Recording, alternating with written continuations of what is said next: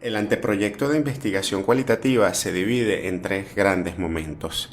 El primero de ellos es la situación objeto de estudio, que se divide en varias etapas. En principio, se trata de realizar la descripción del objeto de estudio en su realidad, a través de descripción de los rasgos fundamentales que lo configuran y su entorno, sus inquietudes, sus intereses, sus afectos, sus necesidades, sus dificultades y sus relaciones. La calidad de esta descripción es muy importante, ya que determinará el enfoque epistemológico y metodológico que se empleará para abordar la investigación, los objetivos a lograr, la relevancia de la investigación y su posible originalidad también. El abordaje del tema comporta tres elementos muy importantes: la pertinencia del asunto, el interés del investigador, la factibilidad del proceso. Estos tres elementos, que son subjetivos, permitirán definir si el tema que se aborda compete al ámbito del investigador y nos permitirá obtener un conocimiento cierto y pleno del tema. Posterior a esto, es necesario evaluar el escenario del sujeto dentro de la realidad del objeto de estudio. Se estudia el entorno, las relaciones, sus compromisos. Todo esto en contexto para obtener el conocimiento fundamental, que es el perfil amplio de esa persona o de esos sujetos que son objeto de nuestro estudio. Posteriormente, se define la relación ontológica entre el investigador y el investigado y su realidad. El investigador se involucra con sus paradigmas y conocimientos previos. El investigado presenta, ofrece su realidad ante el investigador de la manera más pura posible, y entre ellos dos hay una mezcla geográfica, afectiva y epistemológica que es necesaria para lograr los objetivos del investigador. Posterior a este paso, se plantean las interrogantes de investigación. Las interrogantes de investigación contribuyen en la búsqueda de información con respecto a los puntos de interés relacionados con el estudio asumido. De las interrogantes de la investigación parten los objetivos. El planteamiento del problema, normalmente, no es más que una gran interrogante que surge del título de la investigación. Para terminar este primer momento, es necesario realizar la justificación de la investigación. Esta justificación se hace siempre para exponer los motivos que se tienen para hacer la investigación, el por qué y el para qué el investigador la piensa ejecutar. Y normalmente comporta tres dimensiones: la teórica, la práctica y la metodológica. En la justificación teórica, lo que se busca es aplicar ideas y emitir conceptos por los cuales es importante desde el punto de vista teórico la investigación. En la dimensión práctica, se exponen las razones acerca de la utilidad y aplicabilidad de los resultados del estudio y la importancia objetiva de analizar los hechos que los constituyen y de la posibilidad de llegar a conclusiones lógicas de su solución. Finalmente, la justificación metodológica tiene el planteamiento de ver si existe un método o una estrategia que pueda generar el conocimiento válido y confiable del tema que se ha asumido a investigar. Todos estos aspectos permiten una determinación propia de la investigación y de alguna manera nos permite orientarnos hacia el cumplimiento de los objetivos que nos hemos planteado. Momento 2. Referentes teóricos. El referente teórico de la investigación o marco referencial contempla los elementos conceptuales que van a servir de base para el investigador desarrollar su investigación. Iniciamos los referentes teóricos con los antecedentes y la importancia de los mismos para la investigación. Los antecedentes vienen conectados o deben estar conectados con el propósito de la investigación, sus propósitos generales y sus propósitos específicos, propósitos u objetivos de la investigación. Es allí donde va a radicar la importancia de dichos antecedentes. Si estamos hablando de que un antecedente coincide o soporta al menos 2 de 3 propósitos específicos, hablamos de un antecedente fuerte. Y si hablamos de un antecedente que coincide o soporta a un propósito específico, entonces hablamos de un antecedente relevante. Una vez encontrados los antecedentes, debemos leer y conocer el contexto del mismo y adicionalmente validar los hallazgos que dicho antecedente nos va a presentar. Es allí, al momento de revisar los hallazgos, cuando se evalúa la importancia o relevancia del mismo para la investigación. Es allí donde se mide las distintas variantes presentadas en el antecedente para que den relevancia a la investigación que se está desarrollando, desde la metodología, sus paradigmas y sus fundamentos epistemológicos. Entonces, los antecedentes, al momento de desarrollarlo, debemos contemplar el autor, el año en el que se ejecutó la investigación, sus objetivos o propósitos y los hallazgos del mismo. Luego hablamos de la categorización. La categorización en los referentes teóricos viene dado luego de realizar la indagación, lectura de la literatura relacionada con los elementos a desarrollar en la investigación. Y esta categorización puede existir de dos maneras, las categorías a priori y las categorías emergentes.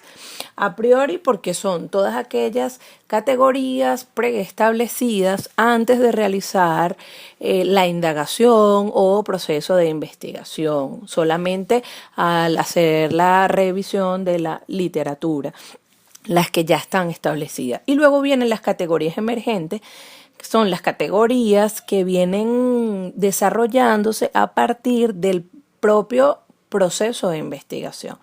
¿Y cómo realmente establecemos las categorías que vamos a implementar en nuestros referentes teóricos? Pues bien, debemos conversar con informantes claves al momento de hacer la investigación.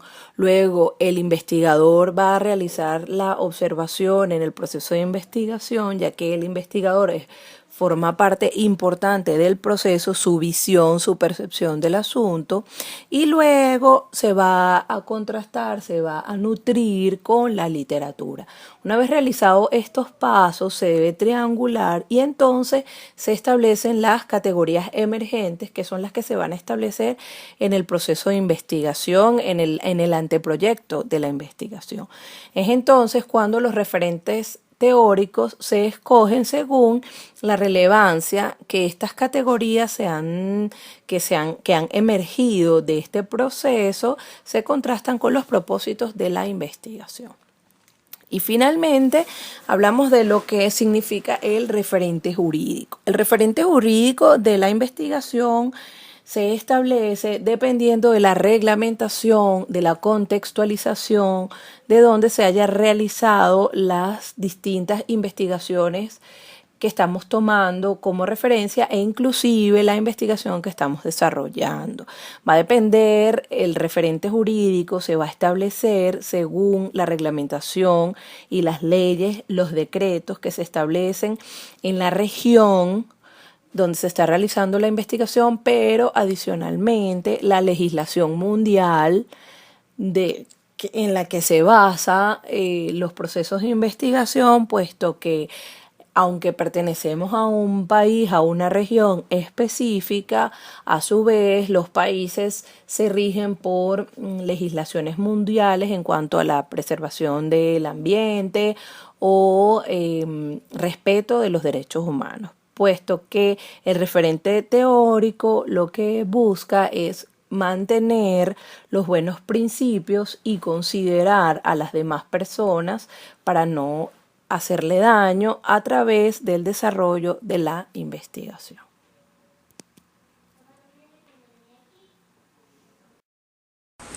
Momento 3. De la estructura metodológica. También llamado por algunos autores momento metodológico.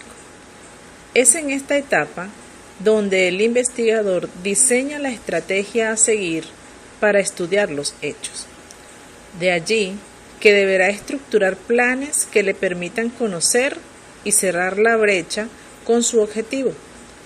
Para ello, necesitará establecer métodos que le ayuden a confrontar la teoría con los hechos, a través de la implementación de instrumentos que le faciliten la comprobación de los mismos con la mayor confiabilidad posible. Una vez establecidos los objetivos de la investigación, es importante decidir el método que mejor se adapte al sujeto de estudio, pues en este radicará el éxito de nuestra investigación. A continuación, se desarrollan algunos métodos empleados en investigación cualitativa. El primer método que se abordará es el método etnográfico. En este método, lo fundamental es el registro del conocimiento cultural, la investigación detallada de patrones de interacción social y el análisis holístico de las sociedades.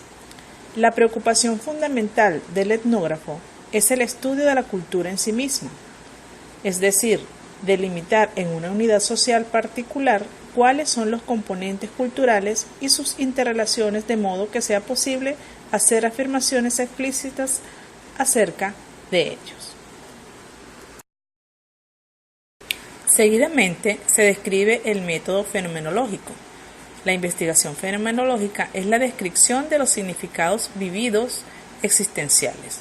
La fenomenología procura explicar los significados en los que estamos inmersos en nuestra vida cotidiana y no las relaciones estadísticas a partir de una serie de variables, el predominio de tales o cuales opiniones sociales o la frecuencia de algunos comportamientos. Continuando con los métodos de investigación cualitativa según la selección del investigador, tenemos el método hermenéutico dialéctico. Este método permite penetrar en la esencia de los procesos y fenómenos de la naturaleza, la sociedad y el pensamiento al ofrecer un enfoque e instrumento metodológico para su interpretación, desde niveles de comprensión y explicación que desarrolla la reconstrucción del objeto de investigación y su aplicación en la praxis social.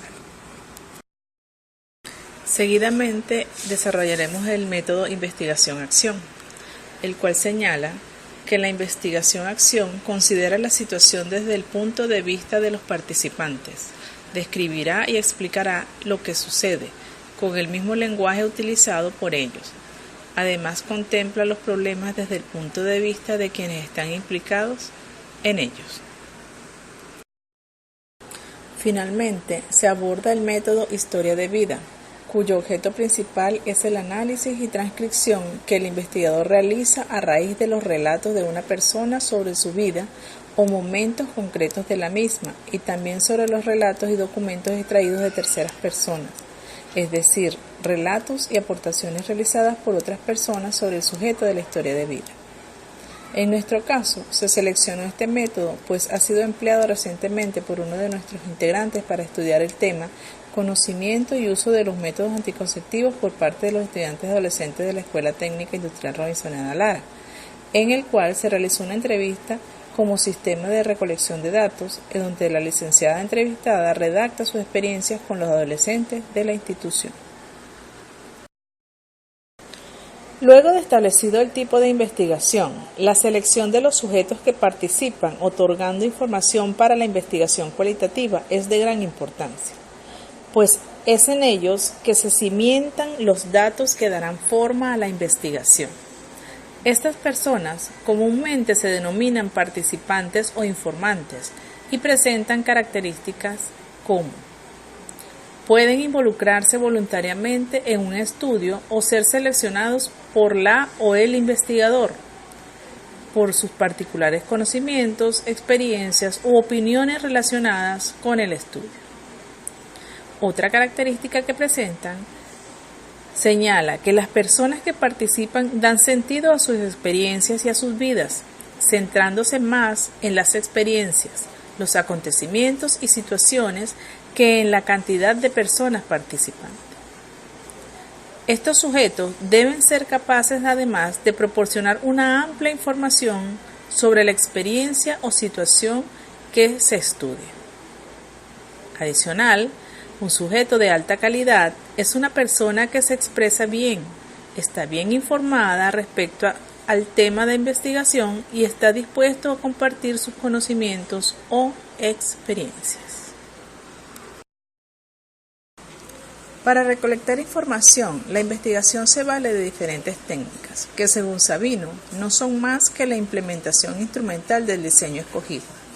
La primera técnica en estudio es la observación, la cual es el método fundamental de recolección de datos que consiste en obtener información mediante percepción intencionada y selectiva de un fenómeno. Seguidamente, hablaremos de la entrevista. Se utiliza para recabar información en forma verbal a través de preguntas que propone el investigador. Consiste en una conversación entre una o más personas en la cual uno es el entrevistador y el otro u otros son los entrevistados. Posteriormente hablaremos de revisión documental. Arias expresa que la investigación documental es un proceso basado en la búsqueda, recuperación, análisis, crítica e interpretación de datos secundarios, es decir, los obtenidos y registrados por otros investigadores en fuentes documentales, impresas, audiovisuales o electrónicas. Por lo anteriormente citado, toda investigación requiere revisión documental que permita al investigador utilizar elementos de las mismas y adaptarlos a su propia investigación. Posteriormente hablamos del estudio de casos. Martínez Carazo indica que es una estrategia de investigación dirigida a comprender las dinámicas presentes en contextos singulares, la cual podría tratarse del estudio de un único caso o de varios casos, combinando distintos métodos para la recogida de evidencia cualitativa, con el fin de describir, verificar o generar teorías. En el siguiente contexto hablamos de grupos focales. La técnica de los grupos focales se enmarca dentro de la investigación socio-cualitativa, entendiendo a esta como proceso de producción de significados que apunta a la indagación e interpretación de fenómenos ocultos a la observación de sentido común. Además, se caracteriza por trabajar con instrumentos de análisis que no buscan informar la extensión de los fenómenos, sino más bien interpretarlos en profundidad y detalle para dar cuenta del comportamiento social y prácticas cotidianas. Finalmente presentamos el cuestionario. Consiste en un conjunto de preguntas formuladas en base a una o más variables a medir, donde se utiliza un formulario impreso estandarizado de preguntas, en el cual el contestante llena por sí mismo. El contenido de las preguntas de un cuestionario puede ser tan variado como los aspectos que mida. Como podemos observar, las técnicas de recolección de datos son muy variadas y no implica que una sea más importante que la otra. En algunos casos es indispensable utilizar más de una para poder concretar los objetivos de la investigación. Luego de recolectar la información, se tiene una gran cantidad de datos, los cuales deben ser depurados y clasificados. La categorización consiste en la segmentación en elementos singulares o unidades que resultan relevantes y significativas desde el punto de vista de nuestro interés. La categorización se realiza por unidades de registro, estableciendo una unidad de sentido. De allí radica la necesidad del proceso de categorización, pues facilita la clasificación de los datos registrados y por consiguiente propicia una importante simplificación. Se realiza a partir de los antecedentes recogidos en el marco teórico. Se establecen las ideas o tópicos más sobresalientes que deberían ser consultados, investigados, recopilados en terreno, haciendo una lista con ellos. Se procede a definir cada una de las categorías, indicando cómo se les encuentra en la realidad, según lo presentan las teorías recogidas en el marco teórico o en textos especializados. Finalmente, toda investigación debe garantizar la consistencia, credibilidad de la información y de los resultados obtenidos, y por ende, una mayor aproximación para explicar la situación real estudiada, en relación a quién, cómo, cuándo y por qué sucede. Hidalgo señala que la confiabilidad y validez son constructos inherentes a la investigación desde la perspectiva positivista para otorgarle a los instrumentos y a la información recabada exactitud y consistencia necesarias para efectuar las generalizaciones de los hallazgos derivadas del análisis de las variables en estudio. En este sentido, establecen para la evaluación dos tipos de confiabilidad que reconocen como confiabilidad interna y confiabilidad externa. La primera de la confiabilidad se evidencia cuando varios investigadores estudiando la misma situación concuerdan en sus conclusiones. Los etnógrafos suelen utilizar varias estrategias para reducir las amenazas que se les presentan a la confiabilidad interna. Asimismo destacan usar categorías descriptivas de bajo nivel de inferencia. Segundo, emplear varios investigadores u observadores. Tercero, pedir la colaboración de los sujetos informantes para confirmar la objetividad de las notas o apuntes de campo y asegurarse de que lo visto o registrado por el investigador coincide o es consistente con lo que ven o dicen los sujetos de la investigación. Cuarto, utilizar todos los medios técnicos disponibles en la actualidad para conservar en vivo la realidad presencial. En referencia a la confiabilidad externa, se logra cuando al replicar un estudio, diferentes investigadores llegan a los mismos resultados. Los autores consideran que el evaluador puede aumentar esta confiabilidad siempre y cuando recurra a estrategias como las siguientes. Primero, precisar el nivel de participación y la posición asumida por el investigador o evaluador en el grupo estudiado. Segundo, identificar claramente a los informantes. Tercero, especificar el contexto físico, social e interpersonal en los que se recogen los datos. Cuarto, precisar los métodos de recolección de la información y de su análisis, de tal manera que otros investigadores puedan servirse de reporte original como un manual de operaciones para repetir el estudio.